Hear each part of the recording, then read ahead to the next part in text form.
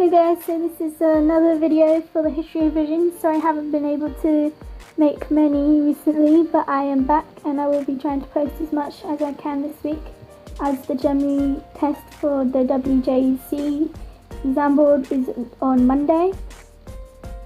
Today we're going to be talking about the rise of the Nazis again, as there was stuff I hadn't talked about in the last video because I didn't want the video to be too long.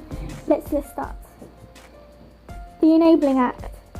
This was passed on the 23rd of March 1933. Hitler banned communists from attending the meeting of the Enabling Bill and encircled the building with SA men.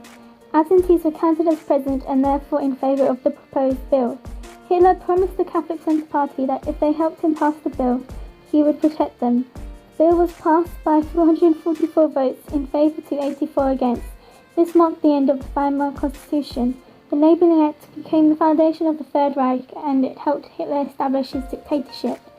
The bill allowed him to make laws without the Reichstag, and it resulted in him banning other political parties, which meant he went against his word to the Catholic Centre Party, as they were also banned. The death of Hindenburg. On the 2nd of August 1934, Hindenburg died. Therefore, Hitler took power, combining President and Chancellor and calling himself Führer. Propaganda. In March 1934, Dr. Joseph Goebbels set up the Ministry for Popular Enlightenment and Propaganda to control the thoughts, beliefs and opinions of German people.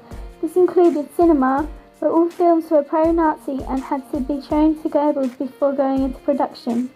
Newspapers. Editors were told what to print so that the German people only read what the Nazis wanted them to know. Rallies. A mass rally of over 100,000 was staged in September in Nuremberg to showcase Nazi regime. Radio. Radios were everywhere, homes, cafes, schools, to broadcast Nazi victories. Posters. They were used to spread Nazi messages. Books. All books were censored and had to have a Nazi message. Over 2,500 writers were banned, and therefore regular book burnings to get rid of the banned books. The arts.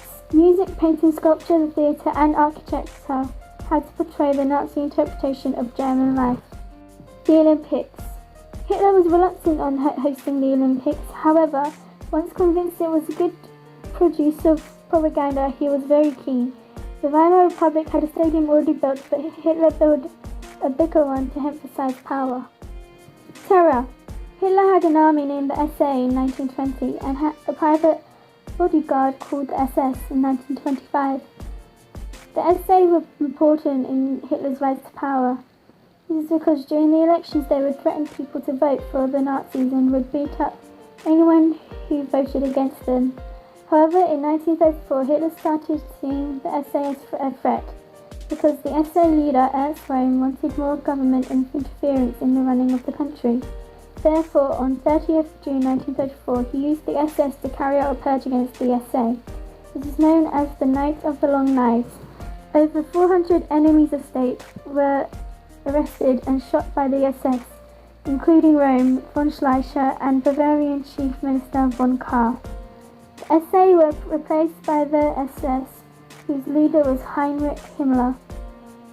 They became the main security force and were responsible for the removal of Nazi opposition. The SS had to be pure Aryans, and by 1934 the SS had numbered 55,000.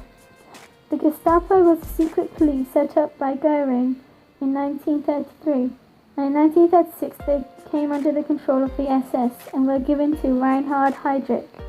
They became feared as they would arrest without trial.